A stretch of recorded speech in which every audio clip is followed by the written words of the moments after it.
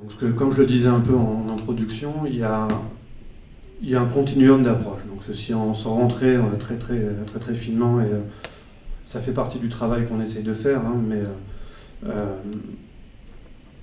ça peut aller de l'interdiction soit en droit, soit de fait, quoi. Donc effectivement, vous prenez les drones, il y a des cas où le drone est totalement interdit, donc ça c'est assez clair.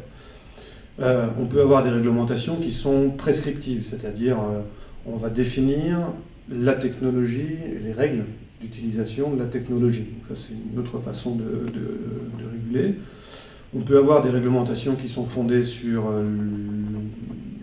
l'atteinte d'un objectif, donc la réglementation sur ce qu'on appelle l'outcome-based regulation, c'est-à-dire on définit plutôt l'objectif plutôt que le moyen par lequel on doit l'atteindre. Donc il n'y a aucune solution miracle, hein, ça dépend vraiment des contextes à chaque fois.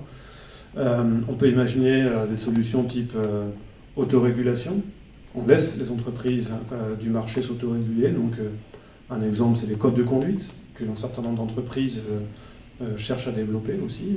Donc ça peut marcher. On a un thème un peu à la mode qui s'appelle les regulatory sandboxes. Donc le nom français, c'est le bac à sable réglementaire.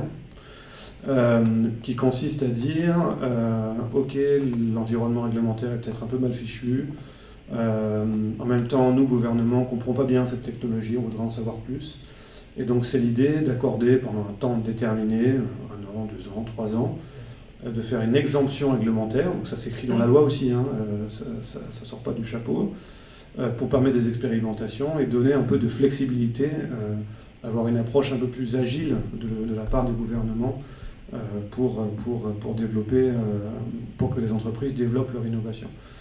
Alors c'est pas la solution miracle, hein, je vais vous dire peut-être une ânerie, mais j'imagine mal aller voir un banquier demander plusieurs millions d'euros pour développer mon produit, en lui disant mon cadre réglementaire à date il est ça, j'ai l'exemption pendant 2-3 ans, bon, je vais pouvoir développer, et dans 3 ans, peut-être qu'il va changer. Je ne sais pas à quel point, pour obtenir un financement, peut-être le cadre réglementaire va changer et facilitant. Donc ça ne marche évidemment pas pour l'ensemble des activités. Ça s'est beaucoup développé dans le cas de la finance. Il y a quelques cas dans l'énergie pour les smart grids. Enfin, il y a quelques cas très intéressants. Donc c'est un vrai beau sujet d'étude qui n'est évidemment pas la martingale pour tout un tas de raisons. Et après, il y a d'autres approches. C'est un peu le wait and see. Donc j'attends de voir ce que la technologie donne.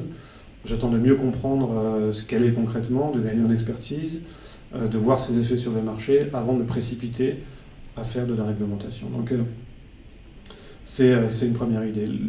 L'idée de force aussi qu'on voudrait, qu'on pousse pas mal en avant, c'est qu'il ne faut pas non plus voir la réglementation comme quelque chose de tout à fait statique. Elle est tout à fait capable d'évoluer, de s'adapter aux circonstances. Donc certes, elle prend un certain temps et tout un processus qui doit être mis en œuvre, mais en aucun cas il faut se dire que la réglementation elle est comme d'une certaine façon et en aucune manière elle peut bouger, en tout cas sur le moyen terme.